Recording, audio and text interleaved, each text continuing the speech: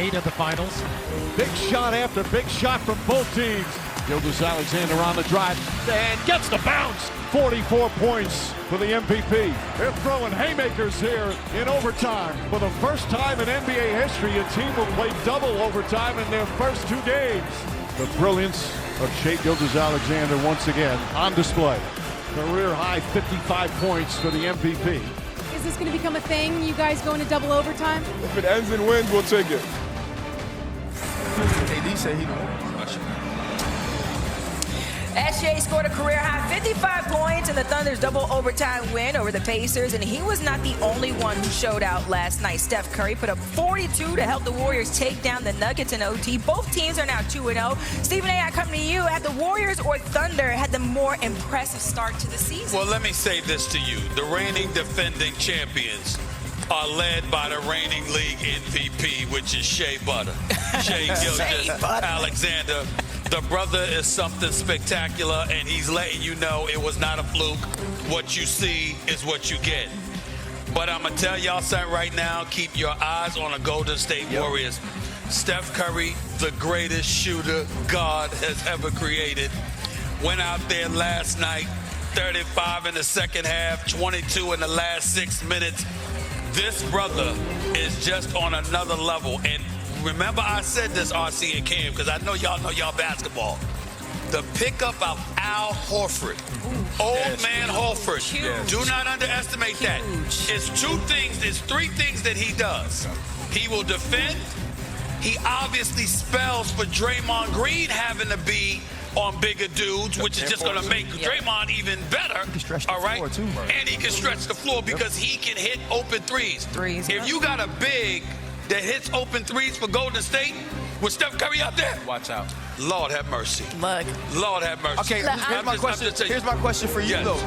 Who played the tougher teams, right? Because Houston, we're expecting Houston to be one of those teams that's down in the stretch. That's true. Within the Western Conference. Indiana's coming off of a championship appearance, and they showed even in Game 7 without Halliburton that they're a difficult team. The Nuggets and the Lakers without LeBron. That's fair. That's fair. But here's what I would say to you. That doesn't apply to shooters. Okay. Remember I said that. When you can shoot the best, when you can pull up from 30, it don't matter who it is. Okay. It don't matter who it is. Now, if you drop stepping, dunking on people, you get to the hole, there's no resistance in the lane and stuff. That's different. But when you bury in threes, that don't matter. The competition don't matter then. Stephen A., I think this is an encore for SGA, though. I still think people are trying to figure out, okay, is he that dude? And we watched him. We thought he could have won it 2 years ago. You won MVP, Finals MVP, the whole thing last year. I don't think that's the case. This year. I think they know. I think everybody knows. I think they won about everybody else. Ain't nobody won about Shea Butter. Shea Butter's that dude. And nobody questioning that no more. There comes a moment in time in every athlete's career or their journey where the light clicks or the light just switches on.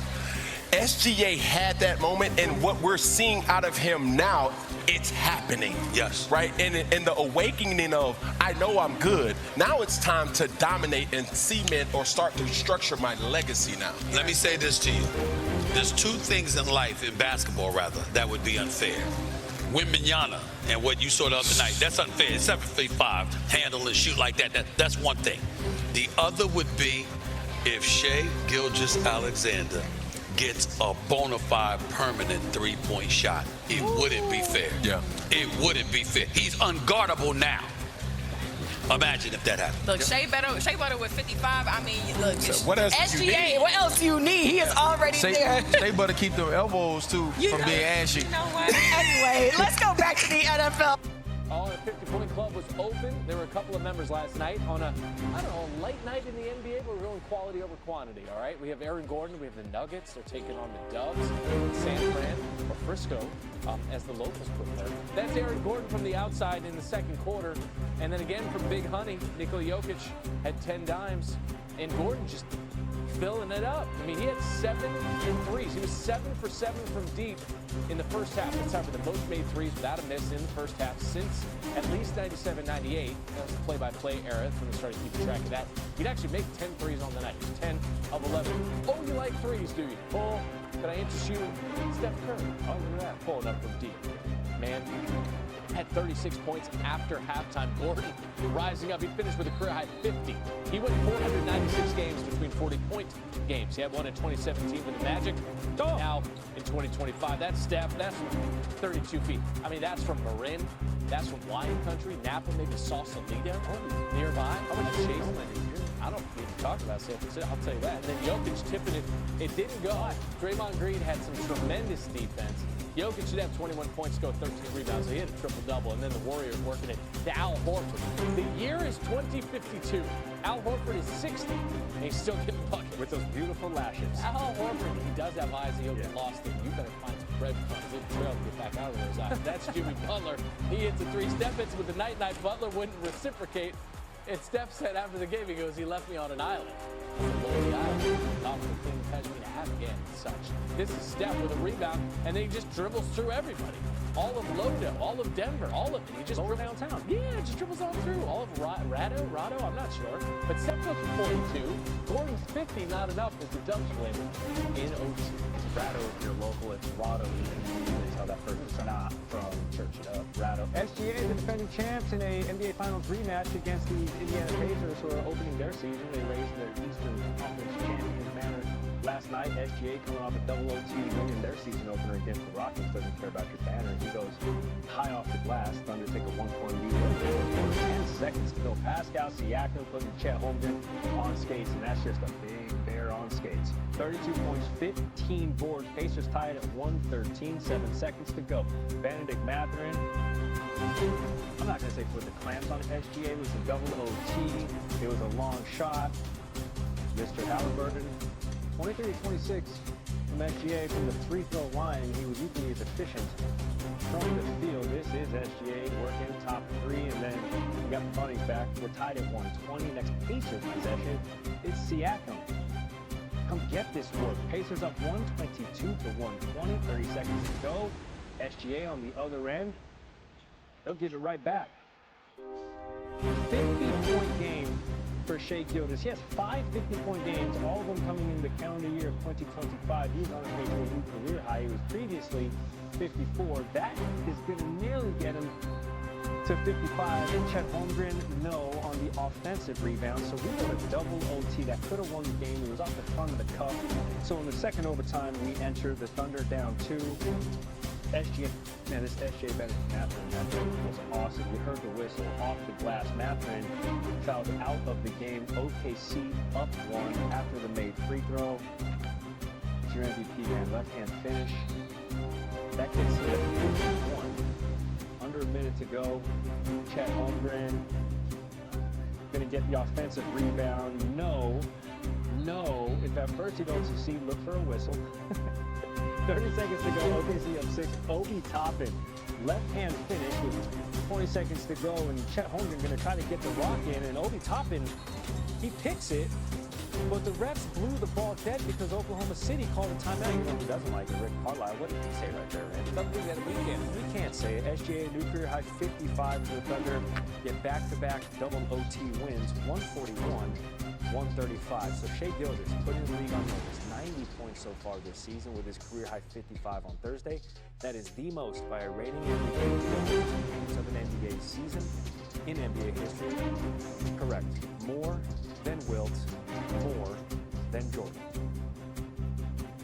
We are about 24 hours removed from one of the most impactful sports stories coming to light. A current NBA player, Terry Rozier, and current coach, Chauncey Billups, arrested as part of a wide-ranging investigation into illegal sports betting and rigged poker games. Both men rather face charges of wire fraud and money laundering conspiracy in this case. Both Billups and Rozier have been placed on leave by the NBA. And Tim Bontemps was at yesterday's FBI press conference, joining us now on SportsCenter AM. Tim, what's been the league's reaction to these developments over the last 24 hours?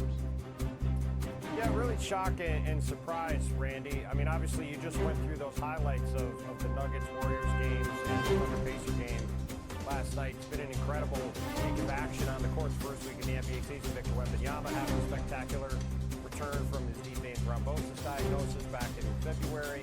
You had the Thunder Rockets game on Tuesday. So there's all this excitement about the start of the season. And yesterday morning, everybody wakes up to this stunning revelation that not only is Terry Rozier somebody who has been, implicated in potential improper betting a couple of years ago. That story was maybe not as big of a surprise. But Chauncey Billups, as you see here, being involved in any of this stuff certainly was a surprise to people around the league and not something anybody saw coming. And just have this story drop right now with the way the league has gotten off to this start, obviously with the focus on the start of the season, the fact that the NBA is now having to react to this, have to take another hard look at, the idea of, is there a need to have more stringent reporting on injuries to avoid having this gray area that has existed for a long time where a lot of people within teams are aware of when guys are going to play or not for several hours during the day. That's something to watch going forward. But certainly a lot of deliberation and questions going forward in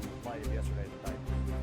And both the Heat and Blazers are back in action tonight because the season does move on. So how are each of these teams planning to move forward now, given everything that's transpired over the last 24 hours?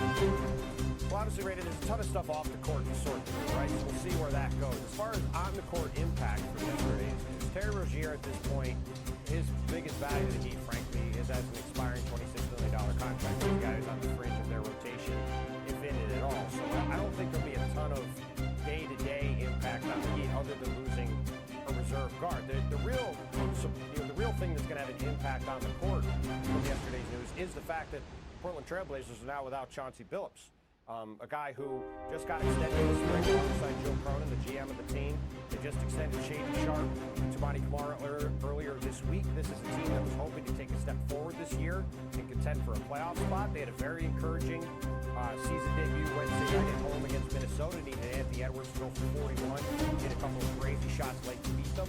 I came out of watching that game thinking this is a team that could contend for a play-in spot in the very difficult Western Conference. And then less than 12 hours later, their head coach is in the middle of a federal indictment. So obviously for a young team trying to take steps forward and grow, having to deal with this, obviously completely out of left field thing for their franchise, and that's the honest whether take over as you see on the screen. That's going to be a huge storyline to follow moving forward for them. Yeah, okay. Tim Bontemps, we appreciate the latest here on SportsCenter. Thank you, Tim.